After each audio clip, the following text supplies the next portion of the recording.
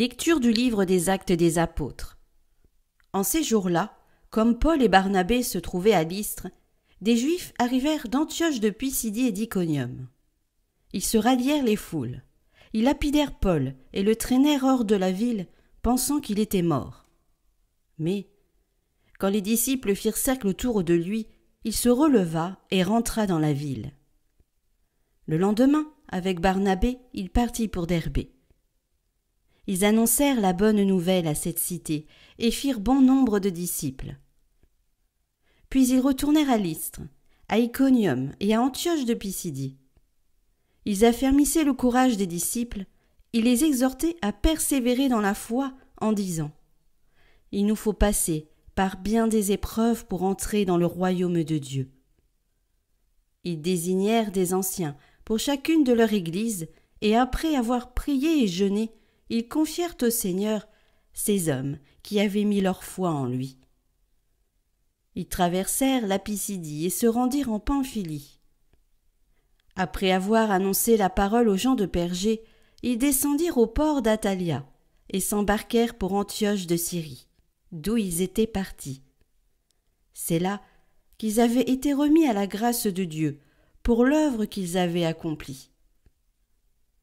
Une fois arrivés, ayant réuni l'Église, ils rapportèrent tout ce que Dieu avait fait avec eux, et comment ils avaient ouvert aux nations la porte de la foi.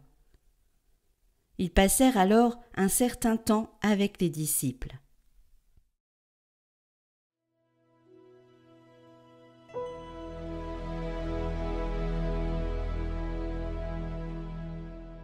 Que tes amis, Seigneur, annoncent la gloire de ton règne. Que tes œuvres, Seigneur, te rendent grâce, et que tes fidèles te bénissent. Ils diront la gloire de ton règne, ils parleront de tes exploits.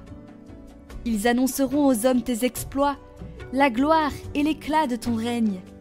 Ton règne, un règne éternel. Ton empire pour les âges des âges. Que ma bouche proclame les louanges du Seigneur. Son nom très saint, que toute chair le bénisse, toujours et à jamais.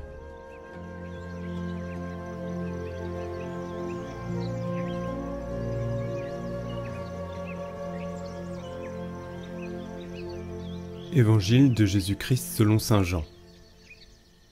En ce temps-là, Jésus disait à ses disciples : « Je vous laisse la paix, je vous donne ma paix. Ce n'est pas à la manière du monde que je vous la donne.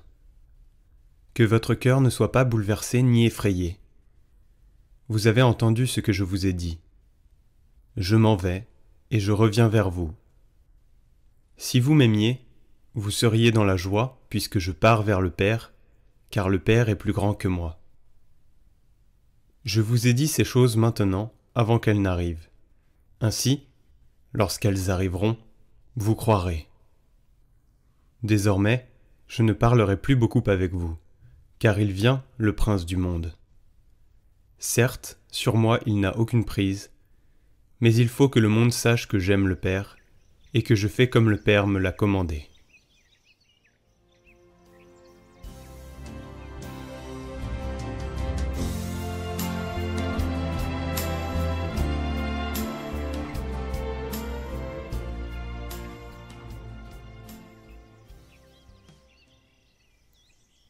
Commentaire de saint Padre Pio. La paix et la simplicité de l'esprit, sa sérénité, la tranquillité de l'âme, le lien de l'amour. La paix est l'ordre, l'harmonie en tout notre être. Elle est une joie continue qui naît du témoignage d'une bonne conscience. Elle est l'allégresse sainte d'un cœur dans lequel règne Dieu. La paix est le chemin de la perfection, ou plutôt dans la paix se trouve la perfection. Et le démon, qui sait très bien tout cela, fait tous ses efforts pour nous faire perdre la paix. Nous ne ferons jamais un pas vers la vertu de la simplicité évangélique si nous ne nous efforçons pas de vivre dans une paix sainte et inaltérable. Doux est le joug de Jésus, léger son poids. C'est pourquoi ne permettons pas à l'ennemi de s'insinuer dans notre cœur pour en arracher cette paix. L'ennemi de notre salut sait trop bien que la paix du cœur est un indice sûr de l'assistance divine. Et c'est pourquoi il ne laisse échapper aucune occasion de nous la faire perdre.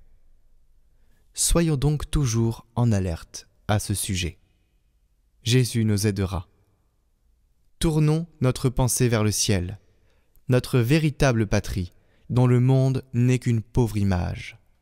Et efforçons-nous avec l'aide divine de conserver, en tout événement triste ou joyeux, cette sérénité et ce calme qui sied aux vrais disciples du Nazaréen.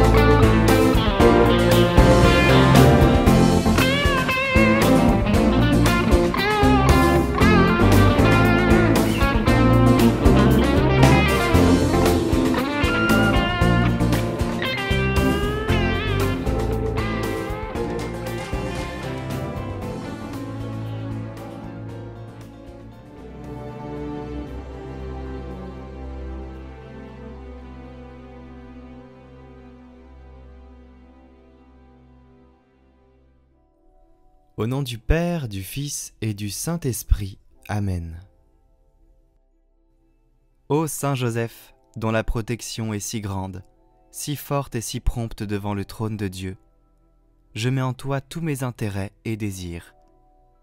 Ô Saint Joseph, assiste-moi par ta puissante intercession et obtiens pour moi, de ton divin Fils, toutes les bénédictions spirituelles par Jésus-Christ, notre Seigneur, de telle manière qu'ayant engagé ici-bas ton pouvoir céleste, je puisse offrir mes remerciements et mon hommage au Père qui nous aime.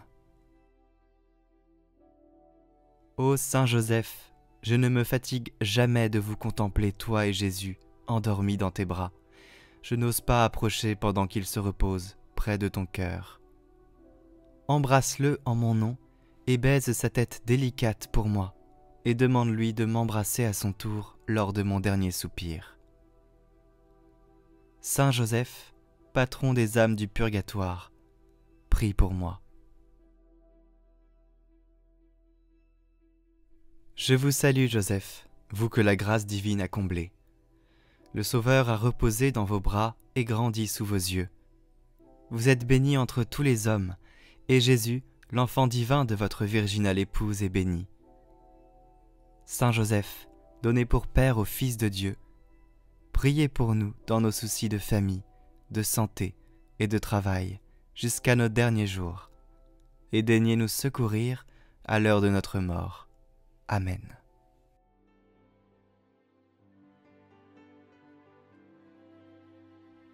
Notre Père qui es aux cieux, que votre nom soit sanctifié, que votre règne vienne, que votre volonté soit faite sur la terre comme au ciel.